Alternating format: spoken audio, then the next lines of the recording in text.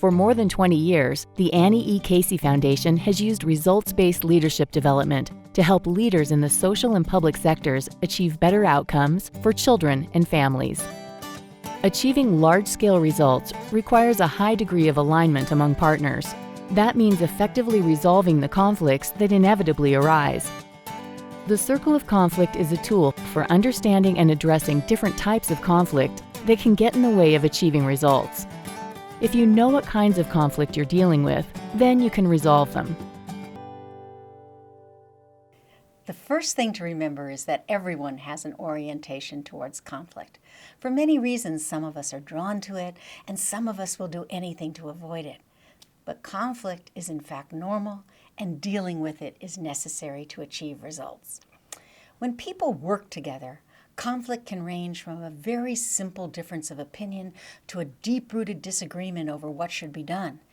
And when conflicts are left unspoken and unresolved, they become barriers to action and achieving results. Using the circle of conflict gives you a language for describing what's happening and a way to do something about it.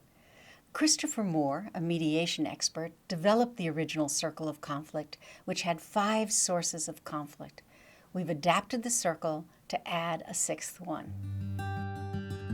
First source of conflict, data conflict, is easiest to spot and the most straightforward to address, although it may take a lot of work to resolve. Data conflicts can arise over differing interpretations of data, different ways of collecting it, and different feelings about its relevance. You can address data conflicts by bringing up data challenges, naming the differences in how people define, use, and interpret data, encouraging the use of the best available data, and working together to develop better data. The next conflict is also easy to spot, but a little more difficult to deal with.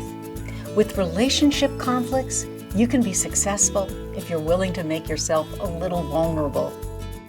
You see relationship conflicts when people choose where to sit to avoid someone, awkward silences and meaningful glances in response to who's speaking, tension seemingly unrelated to the substantive topic.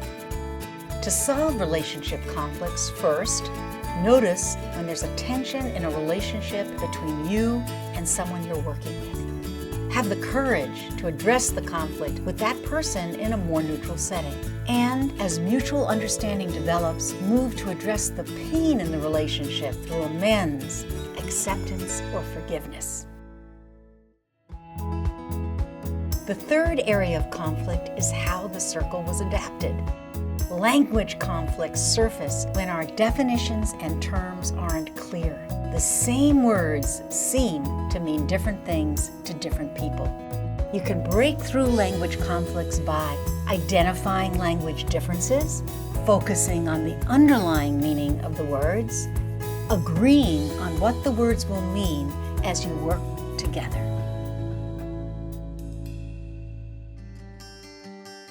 Now we're in the more challenging part of the circle. Value conflicts often arise from different beliefs or a different idea about what's important.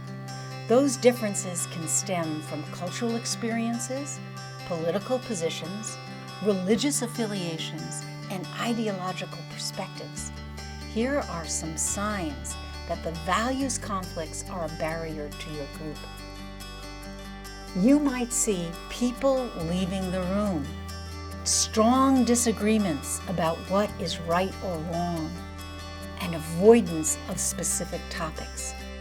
Here are some ways you can address values conflicts. As in all the others, identify them. The group can agree to listen to each other patiently and without judgment, and have conversations to explore what experiences have influenced those values, and accept differences while working on areas where values are compatible. And sometimes you may need to acknowledge when value differences are too deep to achieve results together. The next challenging area of conflict is interest conflicts. These stem from the need for people to defend a position, either because they can't explain their own interests or they don't appreciate the interests of others.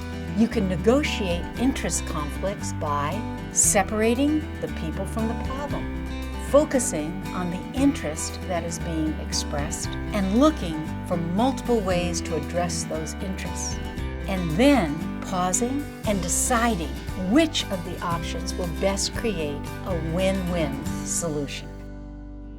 The sixth and final area is often the most difficult. Structural conflicts can be invisible because they reflect the way things are set up.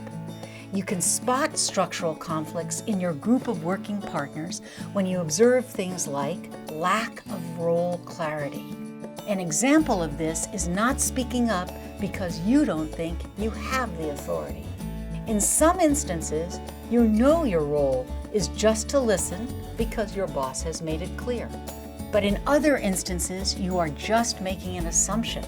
The solution is to take the opportunity to clarify your role with your boss before the meeting. Structural conflicts are even more common when people from many different organizations try to work together. You may have observed unequal power dynamics. An example of this is when leaders are sitting at the table and one leader tries to tell another leader what to do, as if he or she had that authority. The solution is for everyone to acknowledge that each leader has his or her own source of authority, and then negotiate and agree on who will do what when to accomplish the result. Often, groups get stuck with structural barriers that show up in their work. An example of this is fear and anger over the way things are. Often, groups battle over a lack of resources and are fearful that they will lose those resources by having to share.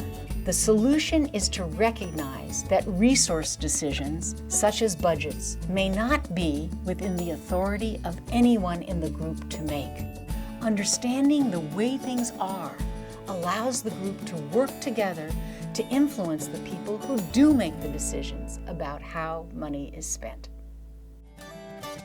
The Circle of Conflict can help you address and resolve the most common sources of conflict.